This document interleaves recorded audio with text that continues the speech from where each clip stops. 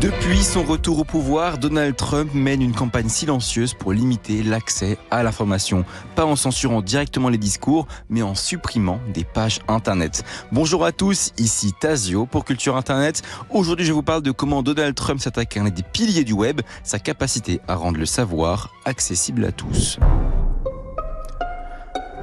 Donald Trump vient tout juste de reprendre ses fonctions et l'une de ses premières décisions, supprimer reproductiverights.gov. Ce site avait été créé en 2022 par l'administration Biden dans un contexte d'urgence.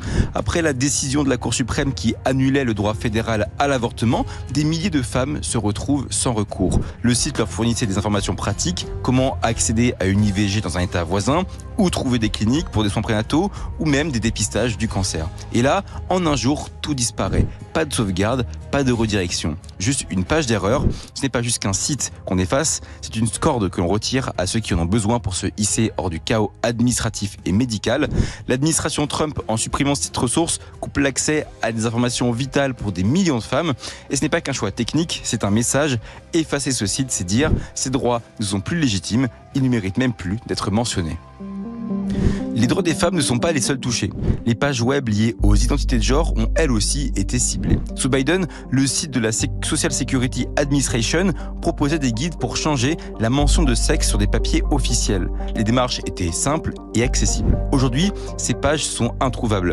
Elles affichent un message chèque, vous n'êtes pas autorisé à accéder à cette page. Et ce n'est pas tout. Le département du travail a supprimé des pages expliquant les protections contre la discrimination basée sur l'orientation sexuelle ou même l'identité de genre.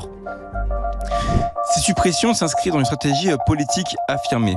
Dès son premier jour au pouvoir, Trump signe un ordre exécutif exigeant que le mot genre soit remplacé par sexe dans tous les documents médicaux. Ce choix n'est pas sémantique, c'est une déclaration idéologique. En effaçant ces ressources, Trump ne fait pas que compliquer les démarches administratives des personnes trans, il cherche à effacer leur existence des espaces publics. Et là, on touche à un enjeu plus large. Restreindre l'accès à des informations, c'est restreindre l'accès au pouvoir. Une société mal informée est une société plus facile à contrôler. Ce qui rend cette stratégie encore plus glaçante, c'est qu'elle est visible en temps réel. Grâce à des plateformes comme GitHub, on peut observer comment ces suppressions s'opèrent. 404 médias révèlent que dès les premières 48 heures du mandat de Trump, les agences fédérales ont toutes modifié leurs documents ligne par ligne. Des termes comme diversité, inclusion, accessibilité disparaissent en masse. Et même des outils comme InclusionBot, un logiciel qui détectait les termes discriminants pour proposer des alternatives, sont supprimés. Ces modifications montrent une volonté claire de remodeler l'espace numérique. Et ce n'est pas qu'une question de langage. En supprimant ces mots, ces outils, ces ressources, on supprime aussi leur portée symbolique. On efface l'idée même d'une société plus inclusive. Et c'est là que le danger devient palpable.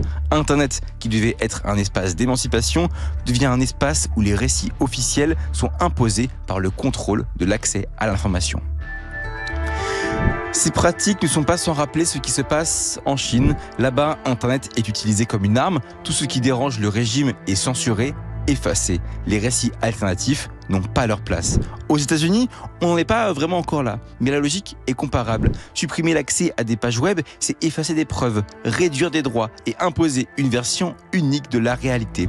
Et ce qui est encore plus inquiétant, c'est que les États-Unis, par leur contrôle sur l'infrastructure numérique mondiale, pourraient exporter cette méthode. Si cette stratégie de suppression devient une norme, elle pourrait contaminer d'autres démocraties. L'Europe, malgré ses protections, pourrait se retrouver sous influence. L'effacement de ces pages web, c'est pas qu'un acte technique, c'est une décision politique, une attaque contre l'accès à l'information. Et cette attaque a des conséquences profondes. Elle prive des individus d'outils pour s'émanciper, elle efface des luttes, des avancées et des droits.